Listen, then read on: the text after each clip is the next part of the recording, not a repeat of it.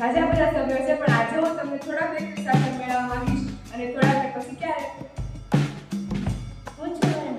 વર્ણ એટલે અક્ષર. બીજા શબ્દમાં કહીએ તો તમારા મુખમાંથી નીકળેલો પેલો ધ્વનિ હું. શબ્દ હું છું શબ્દ. જ્યારે વર્ણ સાથે મને જોડવામાં આવે ત્યારે મારું સ્વર બને છે. ક, પ્લસ, લ, પ્લસ, લ, પ્લસ, વ.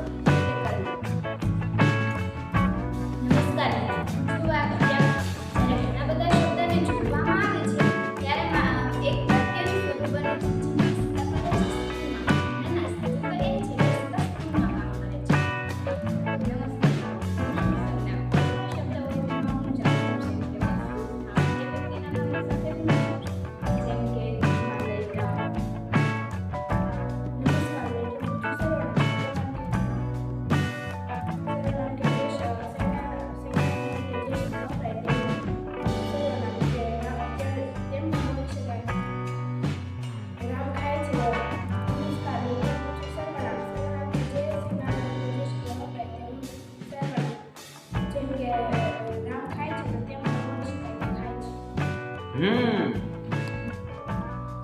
નમસ્તે, હું છું કાળ. કાળ એટલે કે તમારો સમય. હું છું તમારો સમય.